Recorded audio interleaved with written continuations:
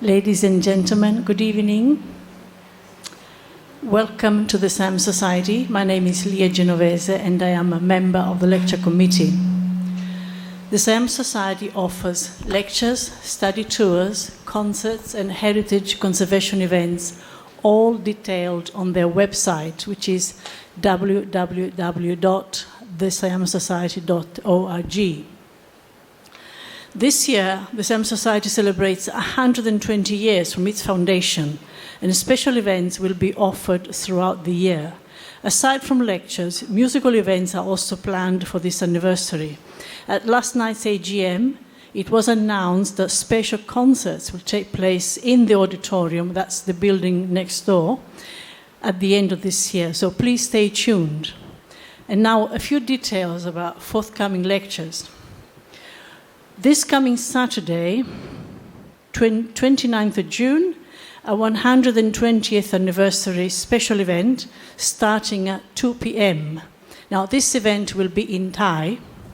It's a presentation on the double-sided manuscript map at the US Library of Congress, consisting of two huge maps drawn back-to-back on a piece of hand-loomed cloth.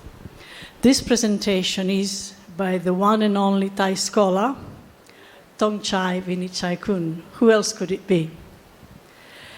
And now on the 4th of July, Thursday, in this room at 7 p.m., New Chinese Migrants and Sino-Thai Corporate Cooperation by a young and upcoming Thai scholar, Sivarin.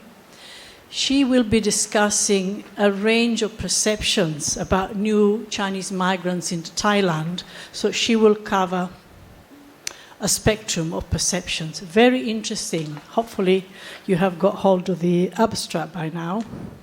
On the 11th of July, again in this room at 7 p.m., Buddhist Landscapes, Art and Archaeology of the Khorat Plateau from the 7th to the 11th century by Stephen Murphy.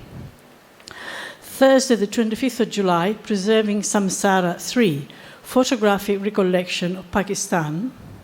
Thursday, 1st of August, a talk on teachings by Bhikkhuni Dhammananda, previously known as Miss Cindy Rasikot. Thursday, 22nd of August, a talk on colonial lawmaking by Sally Lowe. The speaker is flying in purposely from Australia for this talk, so please, can we arrange a nice welcome for her? She's making this long trip to give a lecture at the SAM Society.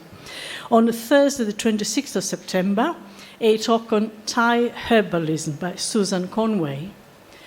On the 24th of October, Old Lhasa, Tibet, a biography by Margot Aldrich. 2023-2024 is actually another 120th anniversary when the young British officer, young husband, landed in Lhasa. So that should be a very welcome visit to witness. Saturday, 26th of October, another 120th anniversary special event, a talk by Professor Pirya Krailek.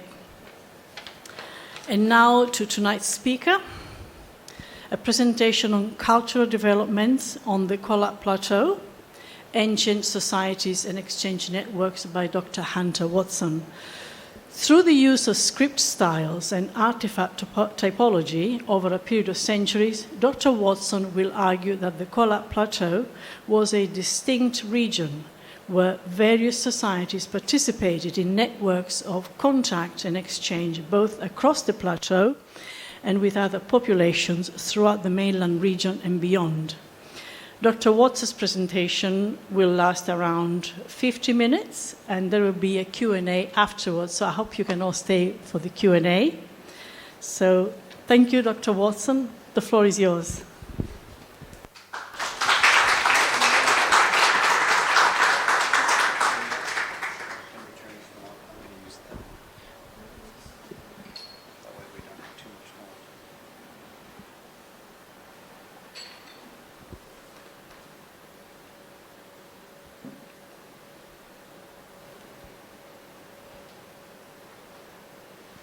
All right, good evening. This one's not bothering us, okay. All right, I've asked to use a wireless mic because I'm not good at standing still. I like to move around a little bit. First off, I would like to thank everyone for coming this evening. I really appreciate it. So this evening I'm going to present on the findings from my doctoral dissertation, which I just finished last year, and I'll be talking about the Khorat Plateau. So when am I talking about and where am I talking about? We're looking at the early historic period, which I would define as being from around the 5th to the 13th century. But more specifically, I'm looking at about the 5th to the 10th century, because that's the main time that I'm, for the cultural period of the Khorat Plateau that I'm looking at. And as we've mentioned 2 or 3 times already, we're looking at the Khorat Plateau and neighboring geographic regions of Thailand and Cambodia. So where is the Khorat Plateau? In Thai, we're used to using the name Isan. So Isan is, of course, northeastern Thailand. I don't really prefer the name Isan because when we use the name Isan, it's limited by the borders of Thailand. And actually, the Khorat Plateau is a geographic region which extends well across the borders into lowland areas of central and southern Laos. And so I think the Khorat Plateau is more of a geographic term and it's less limiting than the label of Isan. Okay, so what I've created here is a digital elevation map. And what I've tried to illustrate, I know many of you are probably familiar with Isan. I'm sure many of you have probably been to Isan, and you know that when you drive from Bangkok to Saraburi, it's quite flat, and then when you head towards Khorat or Nakhon Ratchasima, you go up onto the plateau. And once you get on Isan, it's generally quite flat. But I made this map to illustrate that it's much higher than the Chao Phraya Basin and the lower Mekong Basin. On this map here, the Mekong Delta region actually came out as blue, and I'm not trying to show that this would have been underneath the ocean in the first millennium, but rather the way that I separated the elevation for this map and the way I selected the colors, that region is generally so low in elevation that it came out of the same color as the ocean.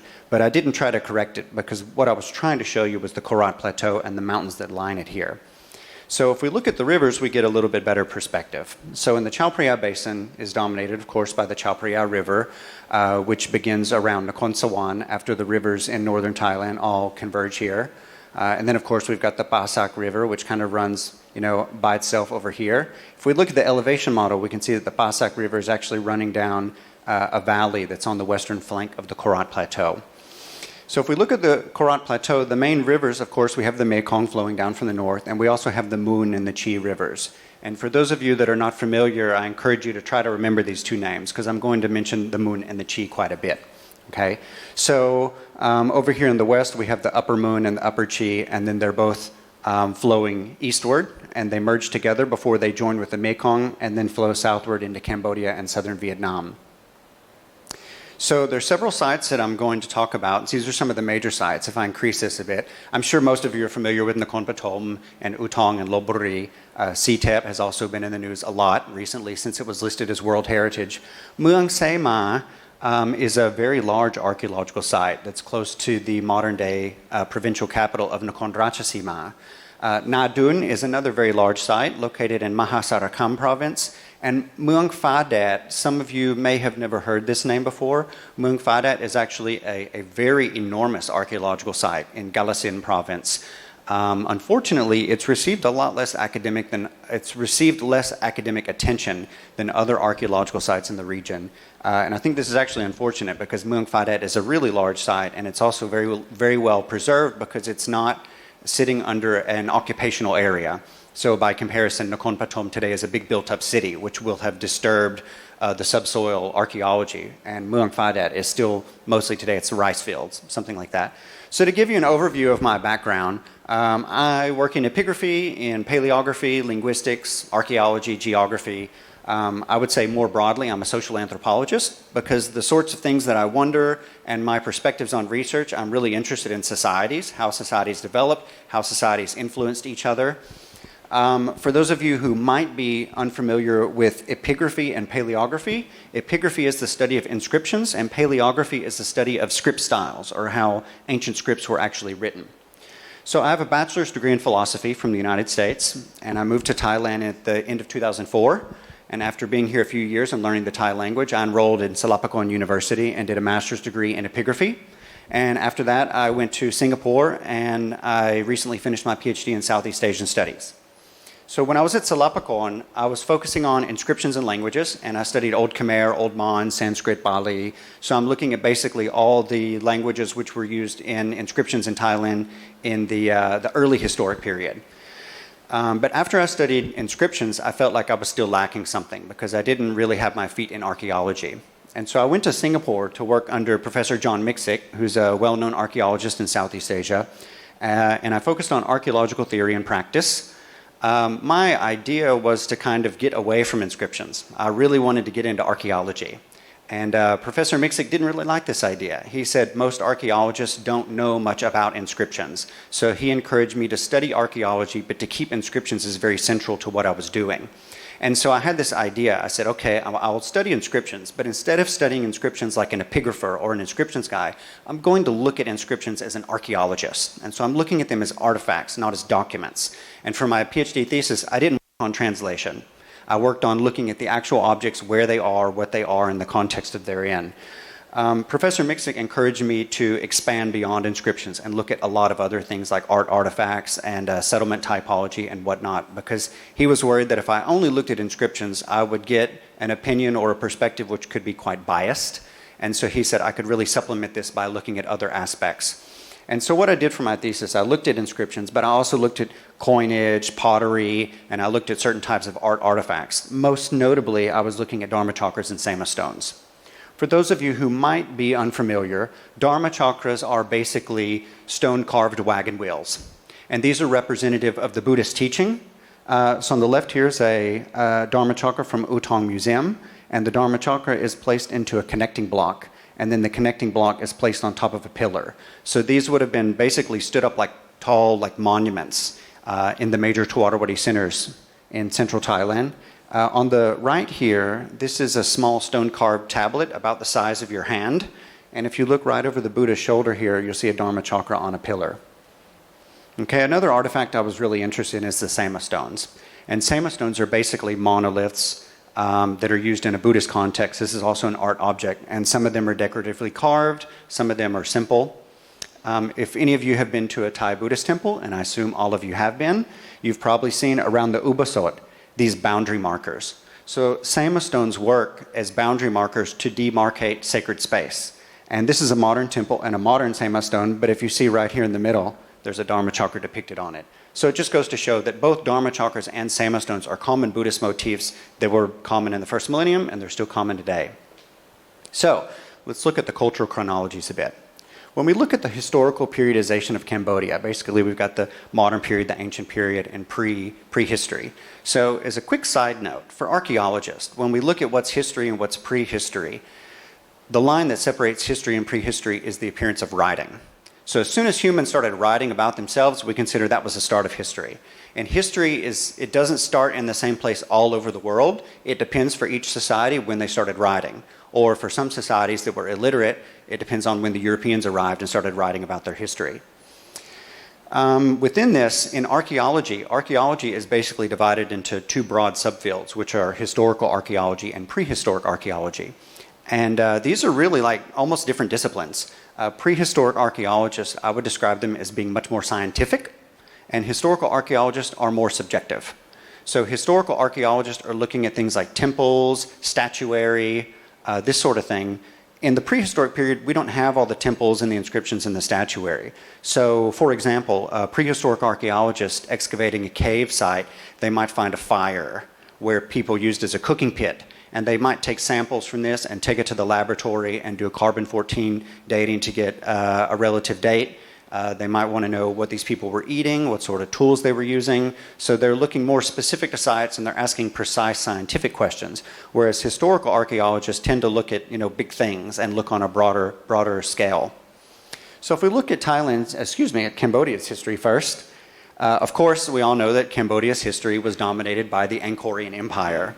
And as such, the main period of Cambodia's early history, I'm not getting my pointer here. Okay. So the Angkorian period is the main period of Cambodia's early history, to the point that before this and after this we call pre-Angkor and post-Angkor. And then, of course, the post-Angkorian period, we would say it ended when the Europeans arrived and during the colonial period. For Thailand, Thai history is broadly broken into the Thai period and the pre-Thai period. What delineates this point is the beginning of Thai writing, so basically Sukhothai. When we look at the Thai period, so Sukhothai, Ayutthaya, Thonburi, Ratchanakotsen, and Bangkok in the modern period.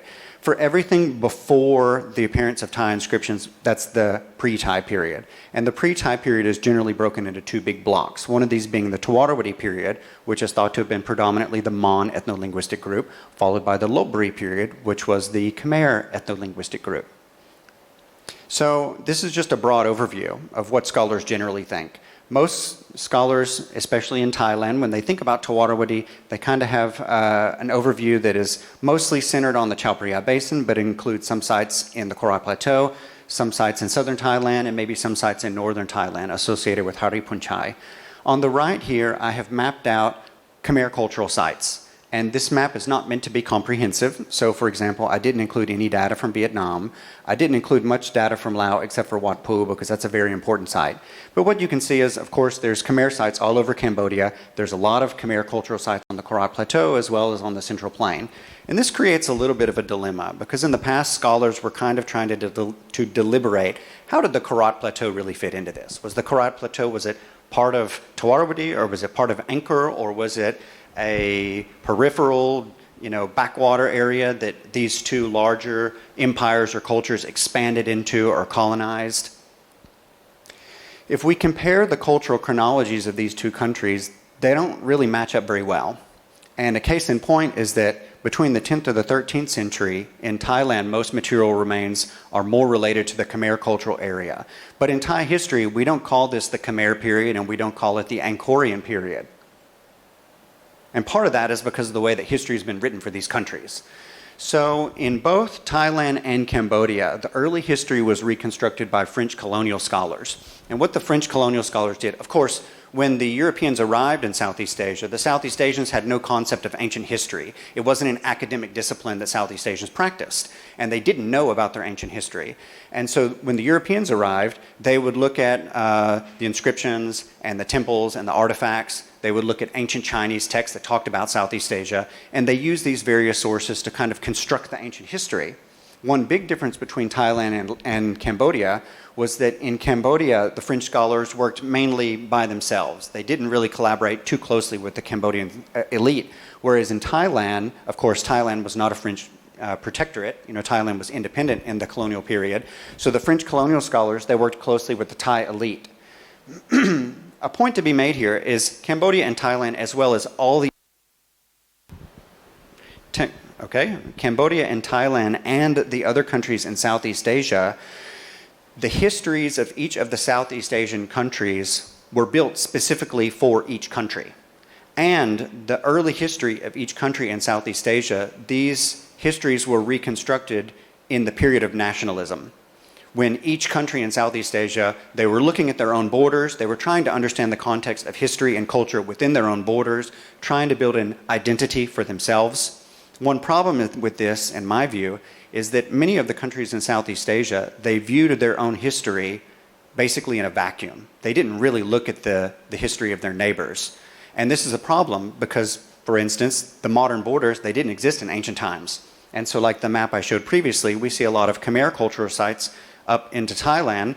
Well, when the early Thai scholars were dealing with Thai history, they didn't really know how to deal with this and how to address it. And it also caused problems with nationalism and tension between the countries. So then this raises the question, like when we look at history books for Southeast Asia, how much do we really know? How much is conjecture versus how much is like kind of a repetition of the narratives that have been ongoing for 100 years already?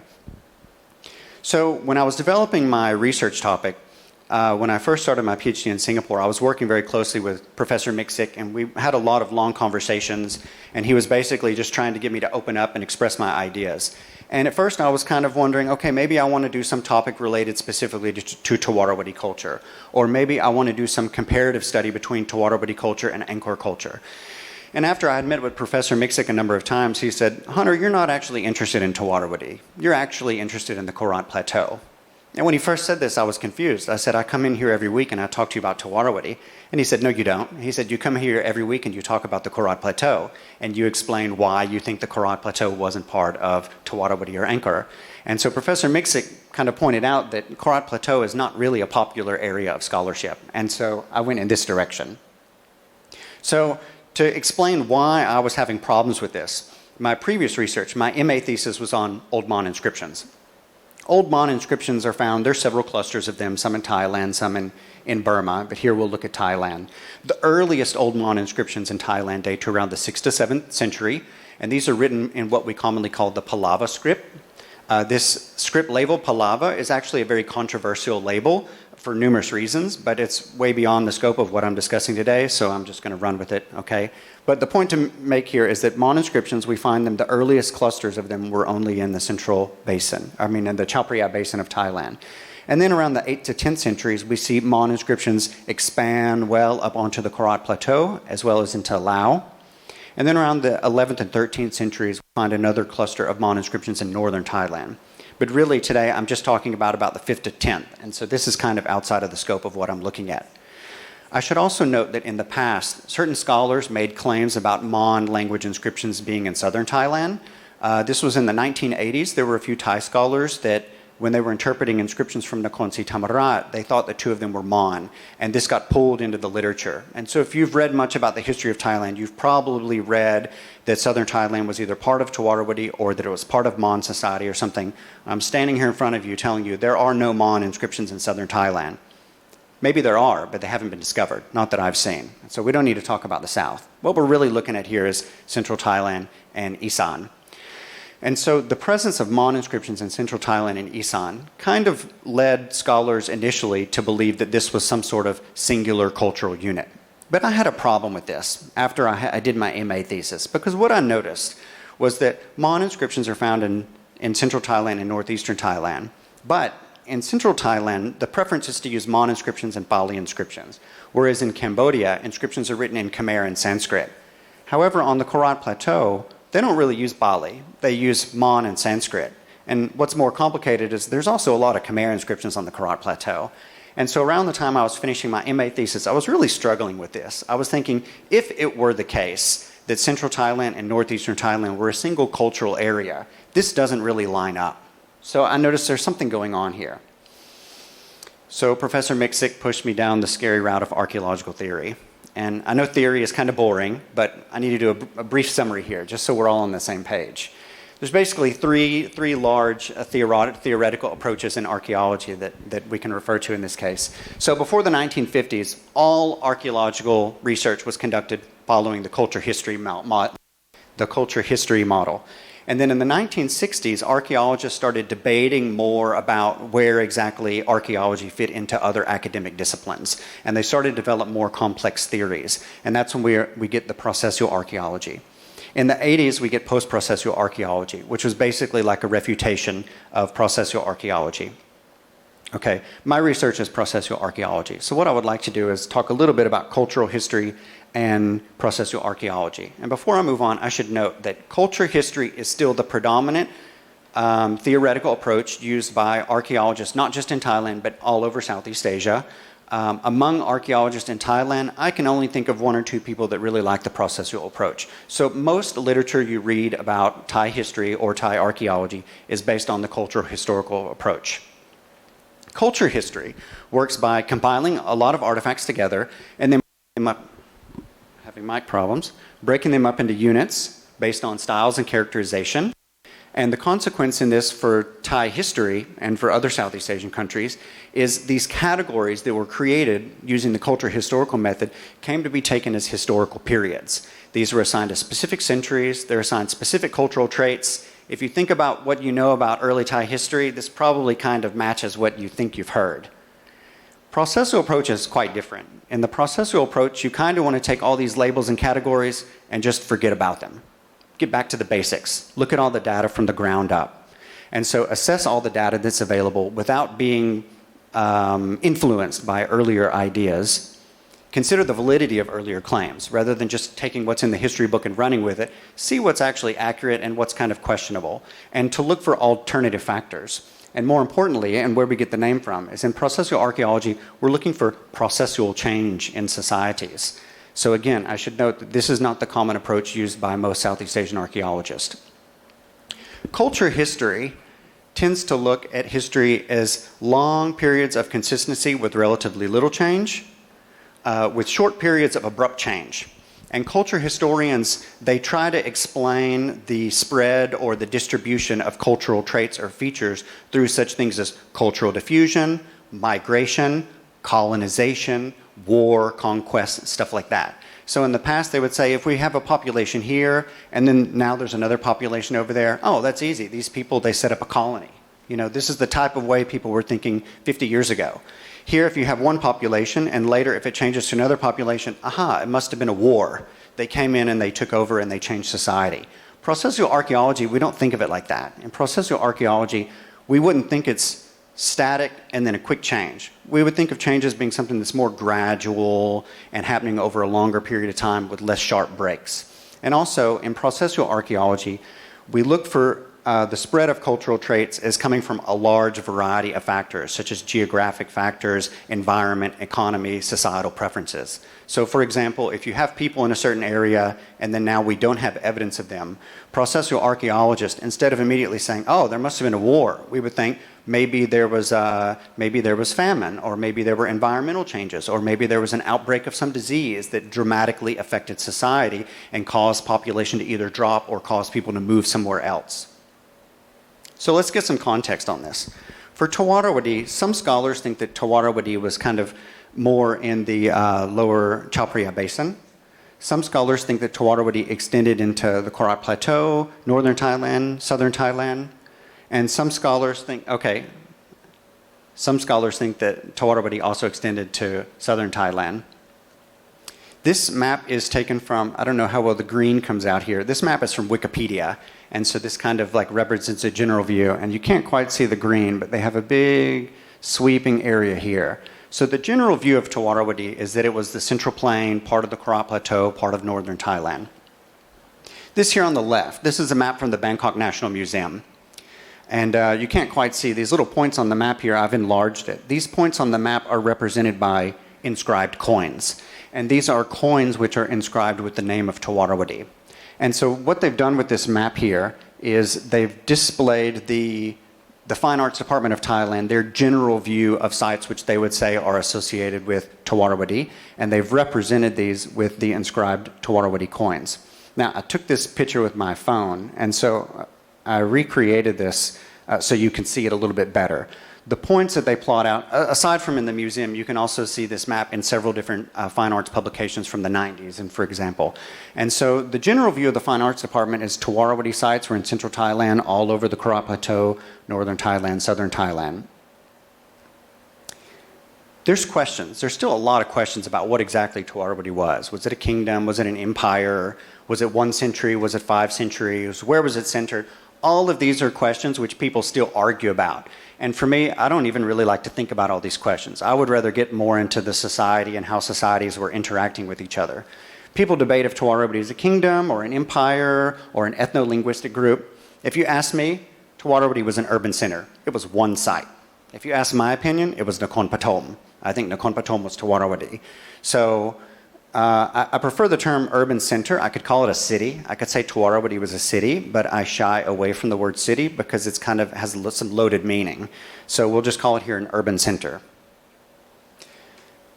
The period of Dvāravatī also depends on the field of scholarship.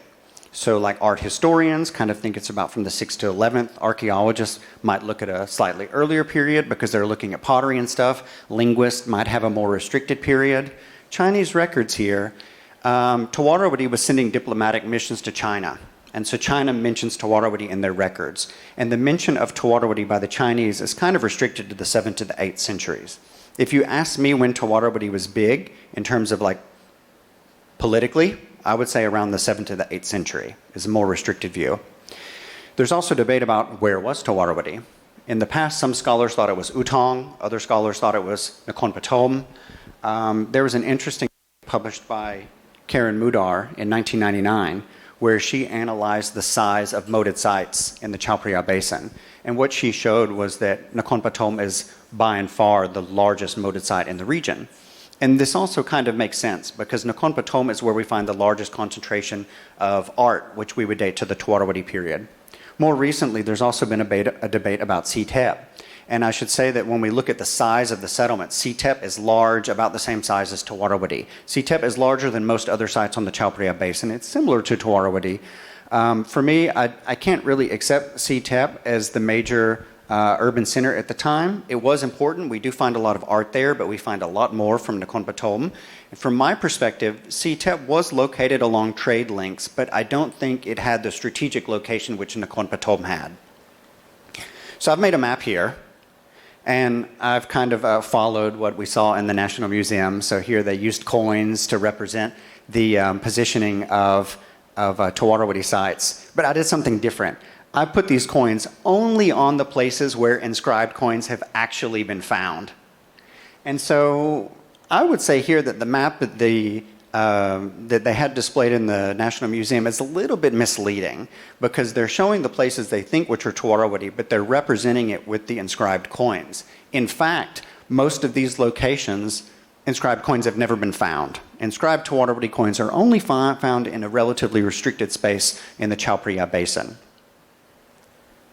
Okay, here the stars. Stars are locations where the inscribed Dvāravatī coins have been found.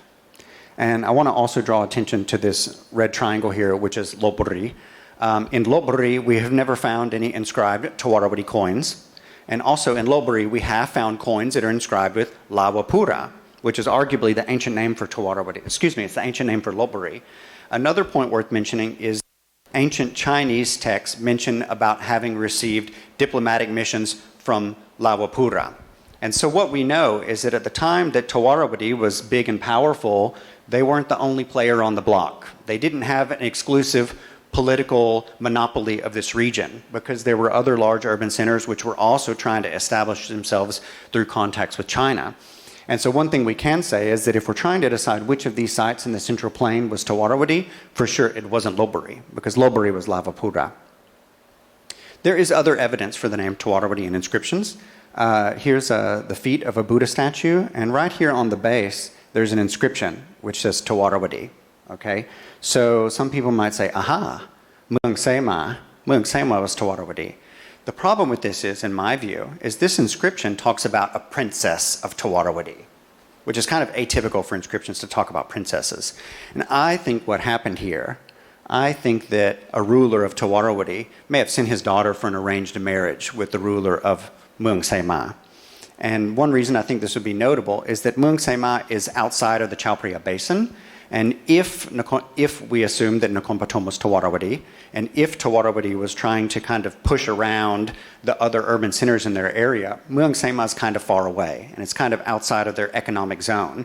And so it could make sense why a ruler of Dvāravatī would want to have some sort of political arrangement or like a marriage to kind of solidify his connection with this area. Mueang Sema is also a very large archaeological site. It's about the same size as Nakhon Pathom.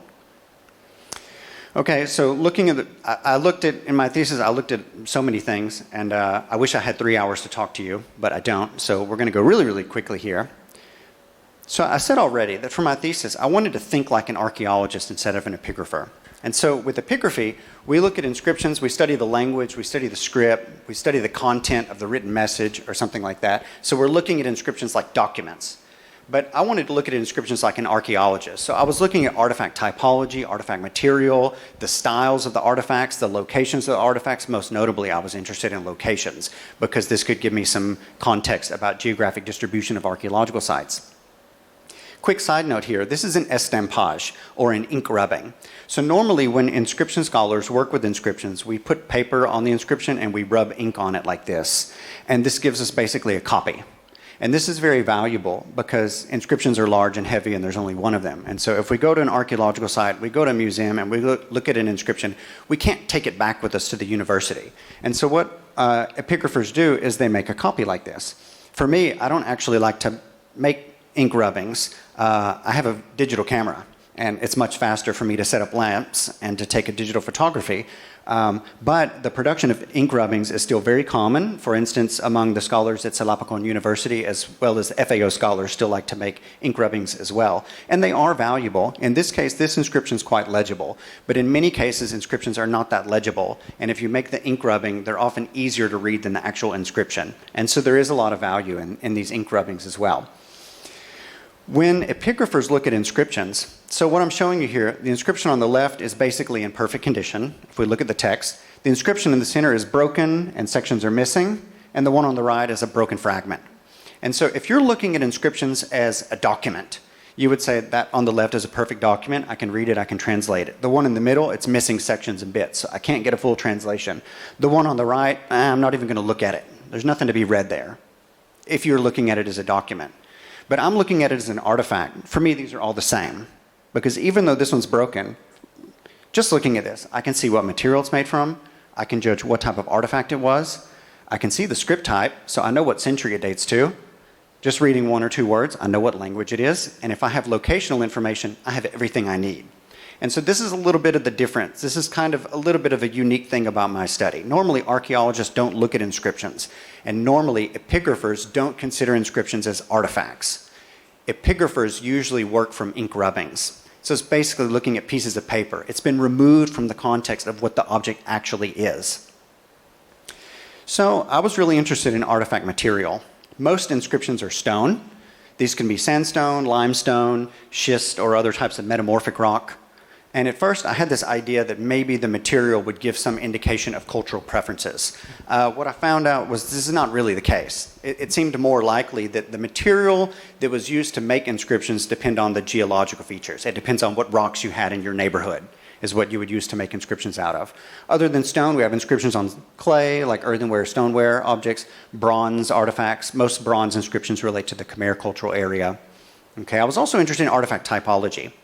So an inscription stele, a stele is an object that, it's not an art object, it serves solely the purpose of carrying an inscription, like it's an inscription stone as a stele. But in addition to stele, we also have, for instance, structural elements of temples, such as pillars or temple walls, or most commonly, the door frames. Door frames create a very good place to make inscriptions because they're flat, they're covered, and they're also right where people are walking through. In museums, door frames are usually pretty easy to pick out because they're perfectly flat on the side, they're decorated on the edge, and then on top they have some sort of connection piece that uses them to lock together.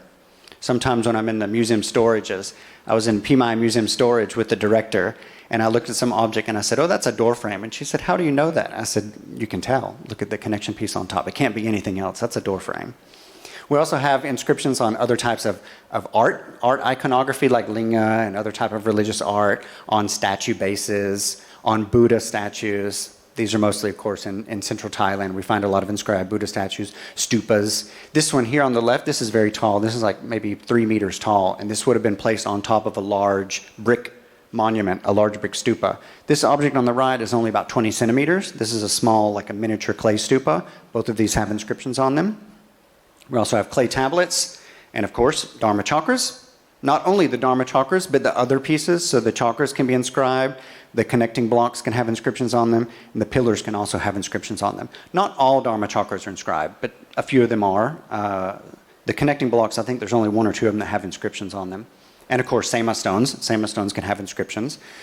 And then we also have natural sites like cave walls and stuff like that. They can have inscriptions. So if we turn our attention to the scripts and languages, I apologize, I'm trying to move really quickly here. So the script typology for the region is generally broken down into the categories of Pallava, Post-Pallava, Old Khmer, and Old Mon. And as I mentioned, this is a bit problematic because it implies some sort of connection with the Pallava kingdom of South India.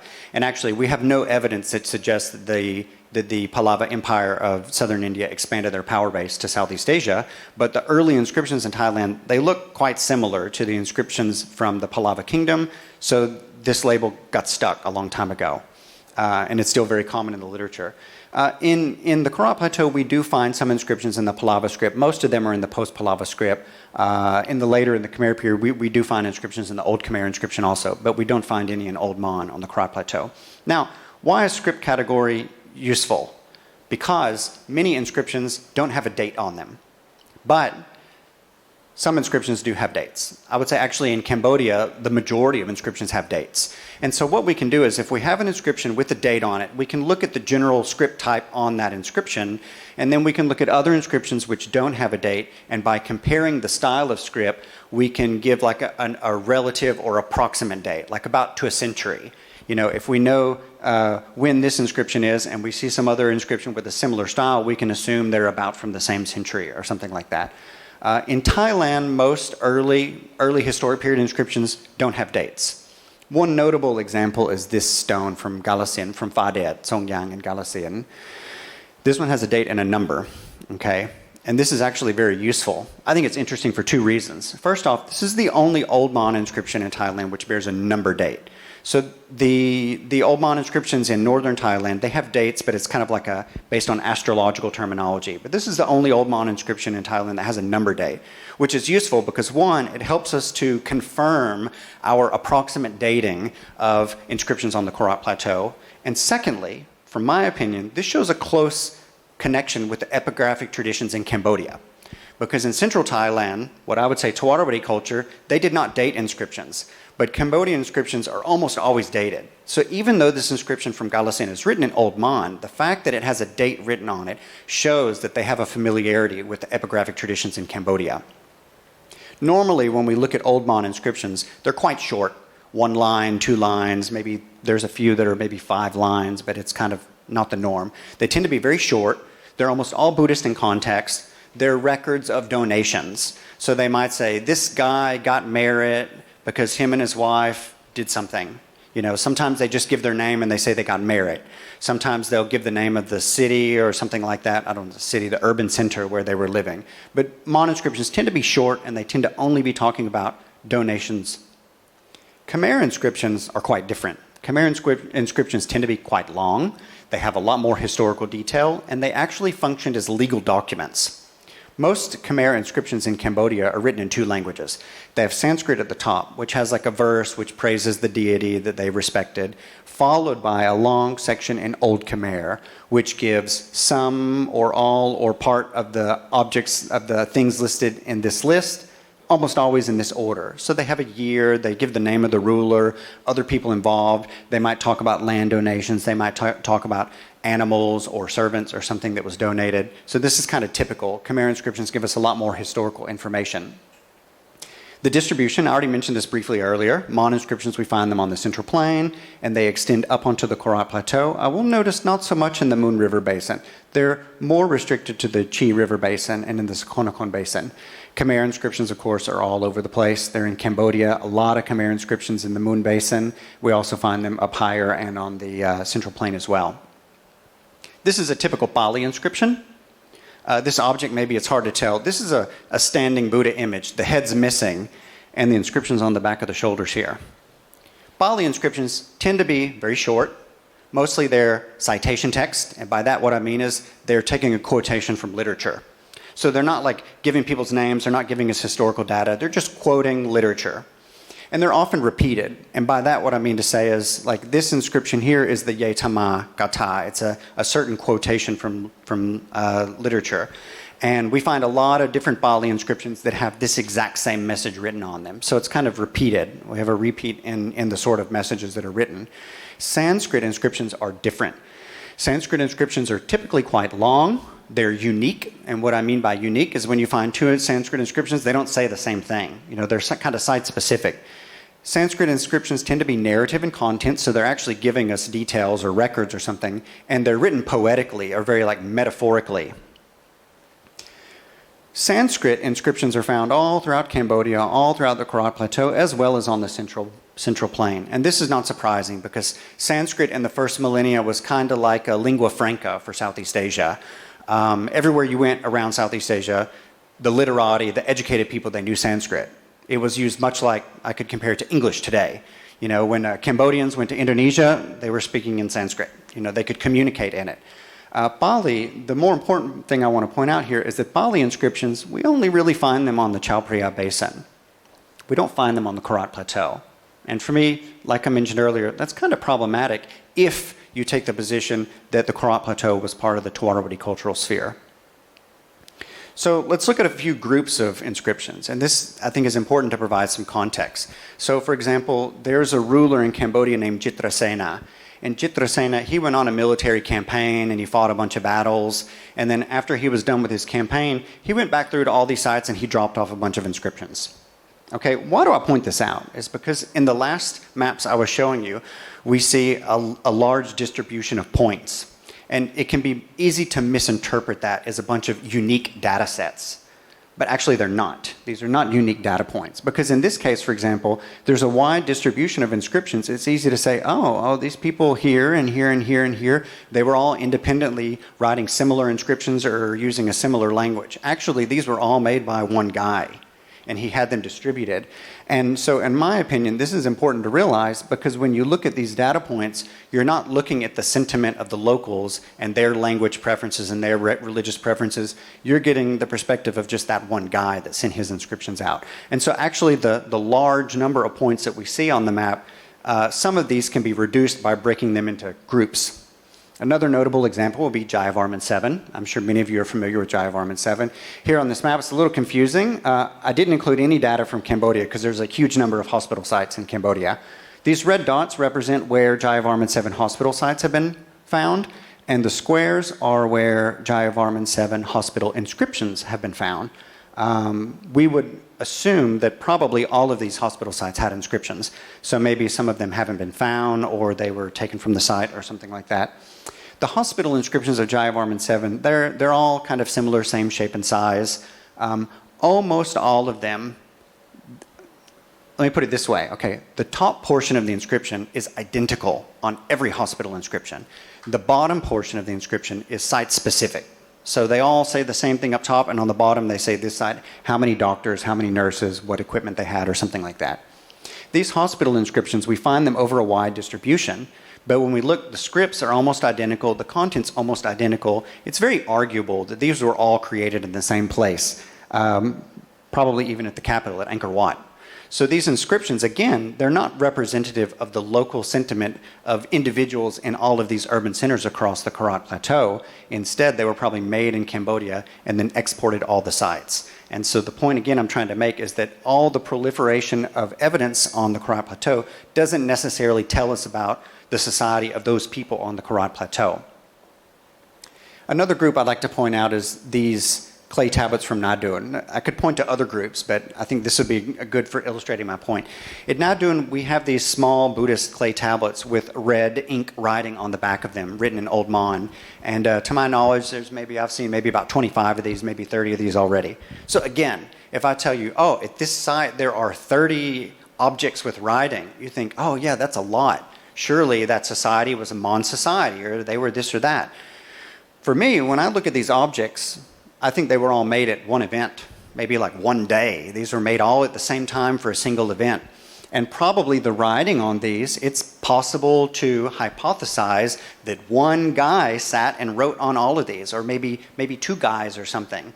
And so again, some scholars would look at this group with a large number of inscriptions and say, aha, this town was a Mon town, or the people here were ethnically Mon, or they were speaking Mon.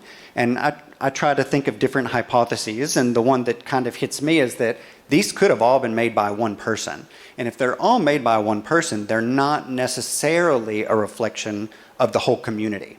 And this is a problem that I see in the work of many other scholars. For example, they'll see one Mon inscription in the location and say, oh, aha, that was a Mon town. And I say, well, we don't know that. Maybe they were Mon, or maybe that one guy was Mon, or maybe he wasn't even Mon. Maybe he was something else, but he learned Mon. He was part of the Mon epigraphic tradition. Maybe someone from the Khorat Plateau was ordained at a temple in southern Thailand, and he learned to read and write in Mon. And when he returned to the Khorat Plateau, where they didn't have a written language, he was writing what he learned at the temple in the Central Plain. I'm not saying it's necessarily that. I'm saying that there needs to be some nuance in how we try to understand the data that we see from languages and inscriptions. Okay, one thing I found really interesting was my assessment of skills and experience of the scribes. So this is an inscription from southern Thailand, which is outside of my spatial scope, but I brought this one as an example because it's really pretty. Okay, this inscription, I want you to look at the way it's written. You know, the lines are perfectly parallel. The bottoms line up perfectly, the tops line up perfectly, the spacing between these is perfect. Obviously, Before the person made this, he drew lines, he took measurements. He knew exactly what he was doing, the guy who made this object. When you look at the letters, this is the letter M. Every single time, it looks exactly the same. It's the same dimensions. It's drawn exactly the same. You know, when you look at, I would say, his penmanship, okay, it's not written with a pen.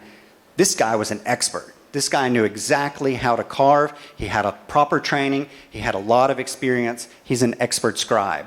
He's part of an epigraphic tradition where he received proper training and they had precise ways of making inscriptions. This is an inscription from Ubon Ratchathani. It's written in Sanskrit. This relates to the Khmer cultural sphere.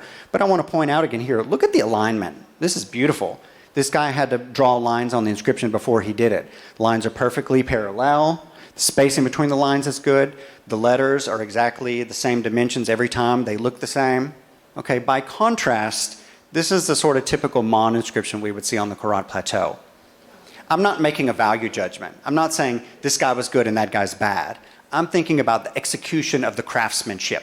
This guy, the object, the sides are not smooth, the face of the inscription is not perfectly flattened, the scripts are not in straight lines, the letters are not consistent in size, they're not consistent in depth. This object was made by someone that knew what an inscription was and they understood how to carve an inscription, but they never went to a formal training program. They weren't like a state scribe or something like this. So it shows us a difference in their cultural traits or the cultural tradition that they're a part of. Here's another example from the Khorat Plateau. And like you see here, the first line's pretty straight. By the time we get to the third one, it's dipping down and coming back up. They didn't put preparation on this. So again, he knew how to carve letters, but he was not properly trained in the same tradition as, for example, we would see among Khmer scribes. By contrast, this is an inscription from Nakhon Pathom. And if you look at it, it's beautiful. The lines are perfectly parallel. The script is consistent. So whoever made this, he was properly trained in a school of scribes. So let's step back and look at the wider context, beyond just inscriptions. I've spoken a little bit about coins already, but earlier I was talking about these inscribed coins. Inscribed coins are found very few locations and also very, very low numbers. To my knowledge, maybe 30 inscribed coins that we know of to date. But there's also these uninscribed coins, and the uninscribed coins, they're different. They're a lot lighter, they're a lot thinner, and we have found large hordes of them. Hundreds here, hundreds there. And so the assumption that we make about these is these inscribed coins were used in a ritual context. We find them interred, for example, under stupas. These uninscribed coins, these were used for currency. These people were using for monetary exchange in their society. Okay? This map is a little different from the one I showed you earlier. The stars here represent locations where inscribed coins have been found. All of these stars, these locations, not only have inscribed coins been found in small numbers, uninscribed coins have been found in very large numbers. And if you look at these black points here, these points represent where no inscribed coins have been found, but uninscribed coins have been found. And so the point I want to make here is if you look at this cluster in central Thailand, these are places where we find a lot of this silver coinage. Look at this map, what do you not see? I don't see any coins on the Khorat Plateau. So if the Khorat Plateau was closely aligned or tied into the socioeconomic system of the Central Plain, we would expect to see some coins on the Khorat Plateau. Also notably in Cambodia, coins are absent. One interesting find, I found a Dvāravatī coin in southern in southern Cambodia down here. And of course, I don't think Angkor Boré was part of the Dvāravatī cultural area, but again, these were ritual, so likely that got transported over there in some sort of ritual context. There has been one golden coin found at Sampor Bre Cook, but generally speaking, in Cambodia, we don't find coins. The Khorat Plateau, we don't find coins. So to me, that kind of shows like, okay, there's something unique going on in the Chao Phraya Basin, which is not shared by the Khorat Plateau. If we look back at Dharma chakras and Sema stones, Sema stones have been found all over the Khorat Plateau. I would say to date, maybe 1,500 Sema stones are known. So all of these points don't represent one stone. These points represent locations, but one location might have 10 or 20 or 30 or 50 stones, something like that. We also see a couple sites at Phnom Kulen, which is just north of the Angkorian capital. These are very similar to the Sema stones from the Khorat Plateau, so obviously you had some people from the Khorat Plateau going down to Angkor and setting up their religious sites. What do we not see? There are no Sema stones on the Chao Phraya Basin. This Sama stone tradition was unique to the Khorat Plateau. It was an artistic culture which was shared among all of the urban centers on the Khorat Plateau, but not by those in the Chao Phraya Basin. And if we look at Dharma chakras, stone Dharma chakras, three-dimensional Dharma chakras, are represented by red dots here. We see them all over the Chao Phraya Basin. On the Khorat Plateau, they're at Muang Sema, which we said already. There may have been a political marriage, so that can explain that one. We've also seen one in only one in southern Thailand. In the past, some Thai scholars said, oh, aha, we have a Dharma chakra in southern Thailand, so Dvāravatī. For me, again, I'm like, it's one. Okay, it's one. So maybe they were friends, maybe there was, maybe it was sent to them or something like that, but I don't think it was closely integrated. What we don't see any Dharma chakras on the Khorat Plateau. What we see instead, if you look here, you see these plus symbols. These plus symbols, these represent Sama stones that have the Dharma chakra motif carved on them. And so the Khorat Plateau, they knew what Dharma chakras were. They borrowed the artistic motif into their own culture, but they weren't creating Dharma chakras. And so again, it raises the question, if this was part of the Dvāravatī culture, why are there such distinct differences in the type of art iconography that we find in these different regions? Another thing I look at was pottery. Dvāravatī is well known for producing beautiful pottery, stamped pottery with animals and floral motif. We find this type of pottery all over the Chao Phraya Basin. We don't find it on the Khorat Plateau. When we go on the Khorat Plateau, we do find a lot of really pretty pottery. I'm sure you're all familiar with Ban Chiang. Ban Chiang pottery goes back thousands of years, way before Dvāravatī. We also have Pimai blackware pottery, which was produced in the area of Nakhon Ratchasima. And this was used as a tradeware, so these got sent around here and there also. This is prehistoric. This predates Dvāravatī. And so what does this show us? This shows us that on the Khorat Plateau, even well before Dvāravatī, there were large cultural centers. There were different, not only one homogeneous culture. On the Khorat Plateau, there were different cultural areas which were well developed long before the Dvāravatī period. On this map here, I've drawn red X's on the mountain passes. And the point I want to make is mountains, we often think of mountains as like a wall or a barricade, but mountains are more like an obstacle than a barrier. You can get through mountains by following the mountain passes. And so obviously on flat land where there's rivers, it's easy to transport around. But all of these mountain passes also provide outlets for communications to connect with each other. And more specifically, I want to draw attention to this top one up here. Because in the prehistoric period, we have ample evidence that southern China and northern Vietnam were connecting with the Khorat Plateau. They had trade networks. For example, the Donson drums. We find a lot of Donson drums in northeastern Thailand, like at Mahasarakam, for example. And so while we look at the Khorat Plateau as a landlocked region, we think, oh, if it got anything, it had to come from the Chao Phraya Basin or Cambodia. It's not actually the case. It's actually more of a crossroads that connects across the region this way. And we know that since prehistoric times, the Khorat Plateau already had international trade links, linking them up with China. When we look at these things like temples and inscriptions and statues, these are all related to influences from India, which were coming on this side and came later. And of course, the Indian influences came by the ocean. They would have landed in these coastal regions first before these influences spread to the Khorat Plateau. But even before that, we know that they had international contact. So we look at prehistoric evidence. There's often less to look at, but there's a few things that I find particularly interesting. For example, jewelry made from seashells.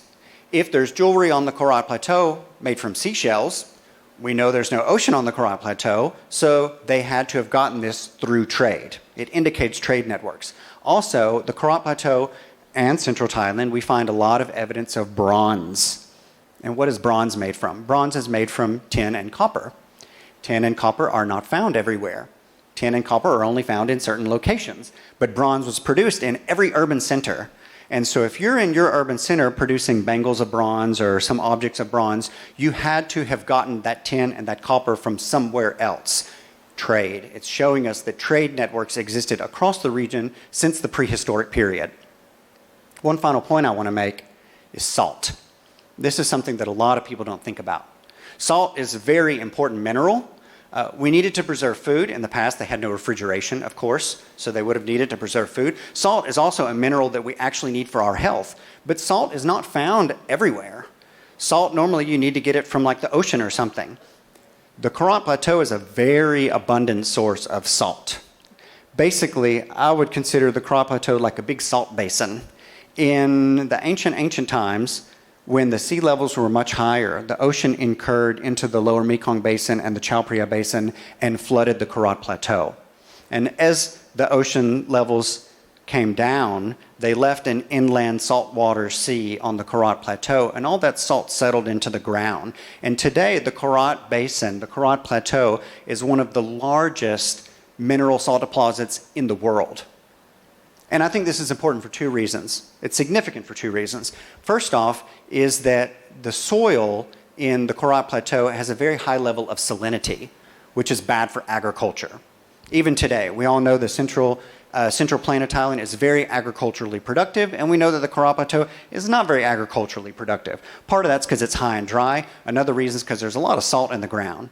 But at the same time, it could have also been a benefit, because salt is something that everyone needed. It's a trade product. And so people in the Chao Phraya Basin and the lower Mekong Basin, maybe they could have got everything they needed, but they would have had an incentive to trade with the Khorat Plateau because of this mineral salt. So in summary, I would argue, from my analysis of the evidence, I would argue that the Khorat Plateau as a whole was not integrated into the political or the social spheres of Dvāravatī and Angkor. One caveat I might give to this is that I think when the Angkorian Empire expanded, I think they did kind of pull in most of the Moon River Basin. But I don't think that the Khmer Empire included all of the Chi and the Sakonakon Basin. I don't think that Dvāravatī extended their power base onto the Khorat Plateau. I would argue that cultural developments on the Khorat Plateau did not happen because of influence from these two larger spheres. I would argue that the Khorat Plateau was already culturally developed since prehistoric period. But when you read the history books from the last 50 or 100 years, you don't really get that impression. Another claim that I would make is that we don't have solid evidence that the people on the Khorat Plateau were ethno-linguistically Mon or Khmer. Maybe they were. If I had to think they weren't, I would assume that they were probably some other group in the larger Mon Khmer language family, but I don't think they were the same people that we find in central Thailand in Cambodia. So a few final closing thoughts is that I think we need a big reassessment of the archaeological data from the region. Over the last 50 years, there's been a lot of excavations, there's been a lot of new artifacts found, but all of these have invariably been assessed following the culture history method, and so scholars tend to come up with the same results every time. And I think that if you take a different theoretical approach, be it one or the other, it leads to different ideas. And when we get different ideas, it challenges the typical way of thinking, which stimulates discussion. And this is important because history isn't written by one person. It's not discovered by one person. It's something that we gradually improve through debates and discussions. And by utilizing other archaeological theories to assess the data that we already know, the artifacts we already have in the museums, it opens the possibility of proposing new interpretations for understanding the past. Thank you.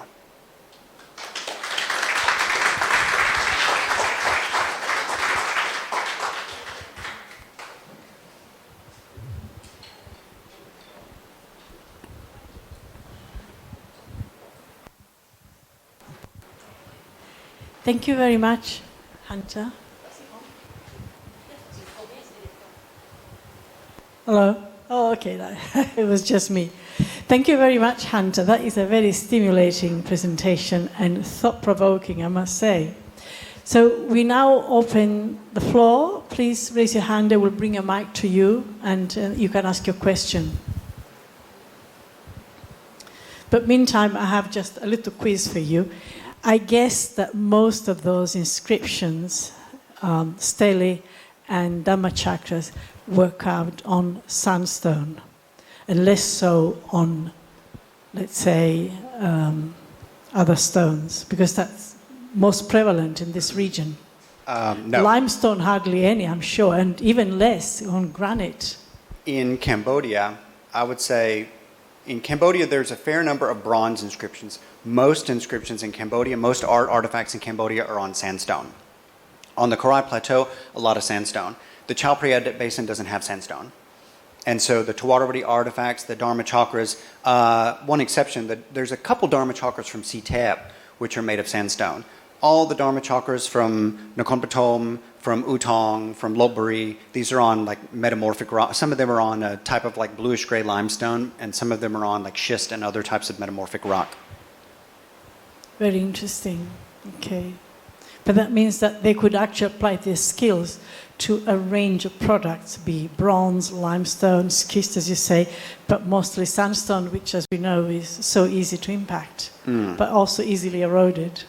Yes, yes. Sandstone's easier to carve, like other types of harder rocks. If you make an error, you break off large chunks. Whereas sandstone tends to be, kind of grainy, and so it's a lot easier to work. It's a sedimentary rock. Yes. That's right. Yeah.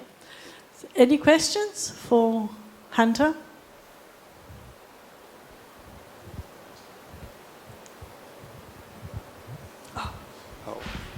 Thank you very much, Hunter. And I've got many questions, but I would just wondering, because you said that for you, the population of Khorat Plateau don't belong to the so-called Dvāravatī civilization. But I was wondering if ever any scholars have claimed that, because when we talk about Mon, it's just mainly from linguistic criterion. So if we found an inscription with Mon script or Mon language, so we say it's Mon, so it is somewhat related to Dvāravatī, but as far as I know, Dvāravatī was always like a blurred category, and no one really explained what Dvāravatī means exactly. Was it a city? Was it a kingdom? And on the coin, I think it's like Shri Dvāravatī, something is the Lord of Dvāravatī, so we're even sure that it is as a kingdom. And so, my first question is about, is there any scholars like Sedes or I don't know, who claim that the Khorat Plateau belonged to Dvāravatī? The point of Sedes didn't make many claims about Dvāravatī because at the time of Sedes, they weren't doing surveys on the Khorat Plateau and they hadn't yet found this. And so I want to say probably Eric Seidenfaden was the first one that really started talking about the Mon culture of Dvāravatī. I don't remember exactly when Seidenfaden worked. I think he was a little bit later he was still during Sedes' lifetime. But early on, in the past, the Khorat Plateau was quite inaccessible. There were no roads that led up there, and it was more jungly, I guess we can say. Even like Sitep, until recently, it was quite inaccessible. Early on, scholars didn't really talk about we hear about like Chenla, for example, and so there's this idea that Chenla was north of Khmer's and east of Dvāravatī, but Chenla is a name that we get from the Chinese text, and so we can't really pin it to an exact area. And there was some idea that Chenla may have been Khmer people. I think that when scholars started, the point that made scholars identify the Khorat Plateau, particularly with Dvāravatī culture, one was the presence of Mon language inscriptions, and second is that they found artistic motifs on the Sema stones which matched the themes that they saw in art from Nakhon Pathom. And so they assumed that, like as I said, based on the culture history model, in the past when people would see this sort of evidence, they thought like, okay, you've got this society in central Thailand, and then maybe they're going and colonizing or setting up towns or something like that, either taking over or setting up new settlements. And I think when I looked at the data early on, it kind of perplexed me, because what I noticed about the Khorat Plateau was, although there's a wide distribution of languages written in the Old Mon language, most of them are very, very short text. And such short text don't necessarily show a strong command or a fluency in usage of the language. And something that struck me was, for example, if I compare it this way, when the first scholars in Southeast Asia came and they saw the Hindu temples and the Hindu inscriptions, they said, oh, okay, the Indians must have come here and built this stuff. The Indians came and built these temples and made these inscriptions. And then later on, scholars kind of realized, okay, that can't be the case. It had to have been made by local people who were influenced by that outside culture. But then when scholars started looking at evidence from the Khorat Plateau, they fell back into the same pitfall that they had made about the Indians, was they thought this stuff on the Khorat Plateau must have been an expansion of these larger cultural areas of Dvāravatī and Angkor. And for me, I kind of had to look at it from the other perspective. Maybe it's the same case as the Indians in Southeast Asia, that it's not a matter of cultural expansion or colonization or something. I think there were ancient populations on the Khorat Plateau. They already had trade networks. And so, for example, on the Khorat Plateau, maybe they didn't yet have written language, but through trade, they were coming back and forth with the Chao Phraya Basin. They saw in the urban centers, they saw these objects, they saw these languages. I'm sure at the time we know that on the Khorat Plateau, Buddhism was already growing in popularity. And so we would have had, for instance, people from the Khorat Plateau going and being ordained at temples on the Chao Phraya Basin. They would have had exposure to these languages. And then when they went home, if, for example, the populations on the Khorat Plateau, maybe they were Mon, but if they weren't Mon and they didn't have writing for their own language, if they had gone down here and learned the skill of literacy and then they went home, it would have been easy to just make Mon inscriptions. And what really struck me was the Mon inscriptions in the Central Plain, they can be longer. They can contain more language data, more description of the sites. Whereas the Mon inscriptions on the Khorat Plateau, they tend to just be like merit and a name. They're very short. They're not even in really sentence format. And when I read these inscriptions, like some people in the past, they would tend to say, okay, there's Mon language here, so it must be Mon people. But when I saw how short these inscriptions were and how typical, how limited vocabulary they had, it made me question, do these people actually use Mon, or did they just learn some Mon and they're making inscriptions because they have a familiarity with the languages? Yes, but you seem to, I mean, I'm just arguing. Yes. Yes. You seem to make a correlation between like a level of development of a civilization and the level of epigraphic habit. But for instance, if you look at the Thai culture, Ayutthaya was probably the most powerful Thai kingdom in 14th, 15th century. And the epigraphy is very poor if you compare to Sukhothai, even to Lanna. And even in Lanna, you have different kind of epigraphic habit. Like for instance, Chiang Mai was the center of Lanna kingdom or whatever, but the most inscriptions don't come from Chiang Mai. They come from Phaya, which was quite smaller meringue. And there was also a lot of Buddha statues that were made in stone, found only in Phaya because there are some, I can say can find the word more in English, the stone. A quarry? Yeah, quarry. So there are many factors that can explain that such artifact exists in one place and not in another. And sometimes one main culture can have different kind of artifact according to regions. So to me, I follow your argument, but we can also have a counter-argument saying that it's not because you find sema-stones, what so-called sema-stones, only in Khorat Plateau, that this area is not connected with the so-called Dvāravatī. So we can argue in both directions, I think. I really appreciate that, because what we actually need is discussion and argumentation. And I think one thing that jumped out to me was that there aren't many people talking about the Khorat Plateau or assessing the cultural remains there or discussing how these were related into these areas. So I really actually appreciate this, and I like the fact that you kind of find a point of contention, because it actually pushes the discussion. You know, I don't know the answers to these things. You know, I'm also just kind of trying to, my goal was to kind of step back and look at everything afresh without being too influenced by the earlier perspectives. But I do value your opinion there. It's a good point. Just one, because I agree with you if they say that sometimes the population are mixed and some experts can come from other cultural areas or educated from other places. And one main example is Sukhothai. One of the most ancient inscription of Sukhothai, the Pamamwang, the mango grove inscription, is in Khmer script and Khmer language. And we have the same inscription of the translated Thai inscription. And the Khmer inscription is very beautiful, very well carved, and the characters are wonderful. And the text is very complete and very well written. And we have the contemporary Thai version at the same year. And the inscription is about really awful. The stone is not well made, the characters are ugly, and even the content is not really well written. So probably at that time in Sukhothai, Khmer experts on epigraphy were Khmer, and they probably educated the Thai people in epigraphy, and little by little they did their own inscription. So yeah, it's probably the case also for the Hmong people. Yeah, and you're right, because before the rise of the Sukhothai period, the Khmers were in that area and producing Khmer temples and Khmer inscriptions. I think even after the rise of Sukhothai, there were still 2 or 3, 4 Khmer inscriptions that were created in Sukhothai after that. So certainly, yes. Good point. Any other questions?